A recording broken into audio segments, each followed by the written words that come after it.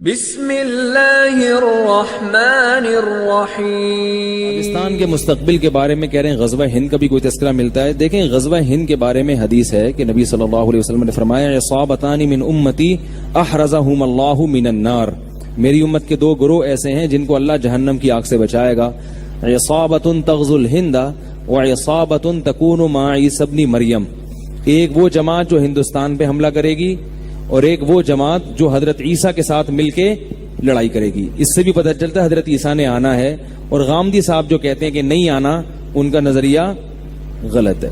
ٹھیک ہے، اب جو ہندوستان کا جس کا حدیث میں تذکرہ آتا ہے وہ اس میں پاکستان بھی داخل ہے، کیونکہ نبی صلی اللہ علیہ وسلم کے دور میں جو ہندوستان تھا وہ کیا تھا؟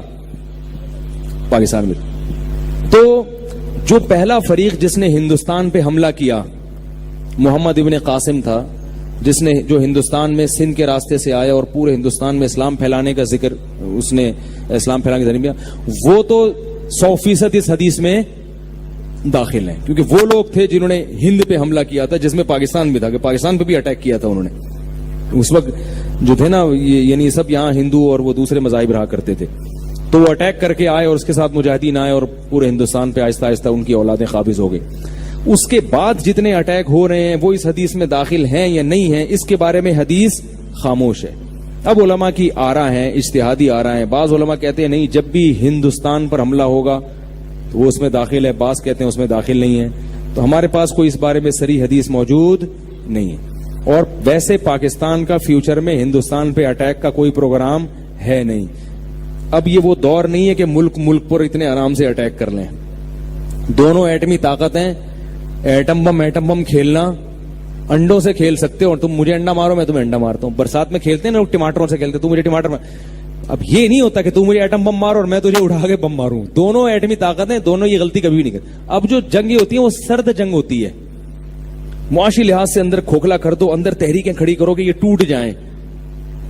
تو اب ہندوستان پر پاکستان حملہ کر کے ہندوستان پہ قبضہ کر لے، ایسا نہیں ہو سکتا۔ اسباب کی دنیا میں یہ نہ پاکستان کرے گا اور نہ انڈیا ایسی حماقت کرے گا کہ پاکستان پہ حملہ کرے۔ اب یہ ہو رہا ہے کہ ایک دوسرے کی جڑیں کھوکھلے کرنے میں، اگر انڈیا میں عقل ہوئی تو وہ پاکستان سے بنا کے رکھے گا کہ دوستی کر لو ان سے، جھک جاؤ ان کے سامنے، لیکن ان کے سیاسی حکمرانوں میں بصیرت نہیں ہے، اور جو متعصب ہندو ہیں نا ان میں بصیرت نہیں، وہ مروا رہے ہیں اپنی قوم کو، پٹوا رہے ہیں۔ وہ عام ہندوؤں کا بھی جنازہ نکال رہے ہیں اور مسلمانوں کو بھی مروانے کی کوشش کر رہے ہیں، پورا ہندوستان کو۔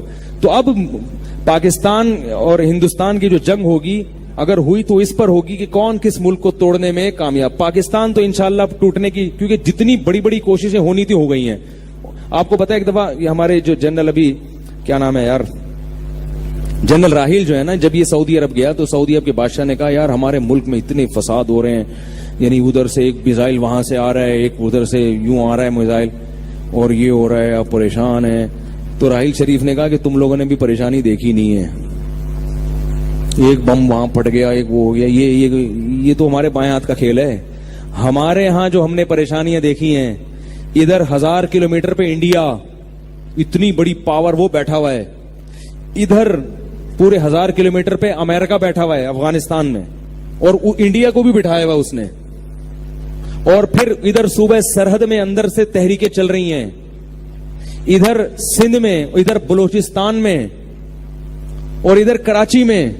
کہہ رہے ہیں ہم نے باہر ادھر بھی لڑے 1000 کلومیٹر پہ، ادھر بھی لڑے، ڈرون حملوں کا بھی مقابلہ کیا، اور جو ایجنسیاں غیر ملکی ہمارے بلیک واٹر کے نام سے گھسی ہوئی ہیں ان کے خلاف آپریشن بھی ایک ہی وقت میں جاری۔ ملک کے اندر دشمنوں کو بھی ختم، باہر سے دشمنوں کو بھی ختم، اور بلوچستان کی تحریکوں پہ بھی کوشش۔ یہ ساری جنگیں الحمدللہ ہم کامیابی سے لڑ رہے ہیں، اور ہمارے اعصاب ابھی کمزور۔ میں پورا بیان نقل نہیں کر رہا ہوں، ان کا جو مفہوم بیان کر رہا ہوں۔ ہمارے اعصاب کا مطلب تم نے تو پتہ ہی نہیں کہ دہشت گردی ہوتی کیا ہے۔ یہ کیا تھا، ادھر پٹاخہ پھٹ گیا ادھر سے، جیسے ایک آدمی چاروں طرف سے بم گر رہے ہیں اور وہ وہاں سے بھاگ کر آئے، اور وہ دوسرا کہے یار ادھر شب برات کا پٹاخہ پھٹ رہا ہے، میں ڈر گیا، مجھے بچا لو۔ کہے گا بھائی تو پٹاخے سے ڈر رہا ہے؟ تو عرب لوگوں نے ابھی دیکھا نہیں ہے کہ دہشت گردی، اللہ بچائے سعودی عرب کو ہر قسم کی دہشت گردی سے بچا کے رکھے۔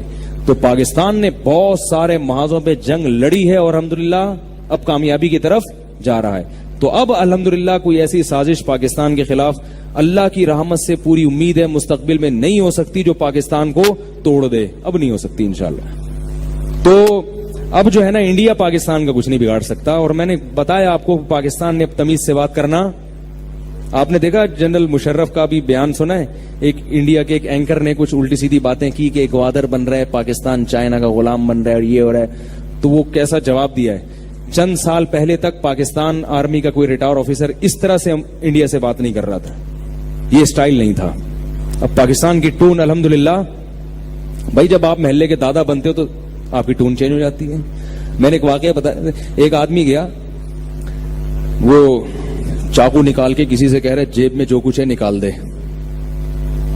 اس نے جیب سے بندوق نکال لی جیب سے کیا نکال لیا؟ بندوق۔ تو اب ٹون کس کی چینج ہوگی؟ اب کہہ کہ تیری جیب میں جو کچھ ہے تو نکال۔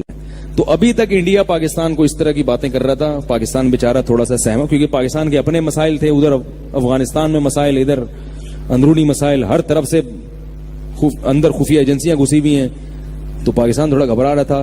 اب الحمدللہ پاکستان کی ٹون، اب پاکستان نے تمیز سے بات کرنا چھوڑ دی ہے۔ پاکستان کہہ رہے اس سے ہم تمیز سے بات کریں گے جو ہم سے تمیز سے بات کرے گا، وعلیکم السلام اس کو کہیں گے جو ہم کو السلام علیکم کہے گا تو یہ الحمدللہ ایک حقائق ہیں۔ تو بہت ساری نا امیدی کی باتوں میں امید کی باتیں بھی الحمدللہ بہت ساری۔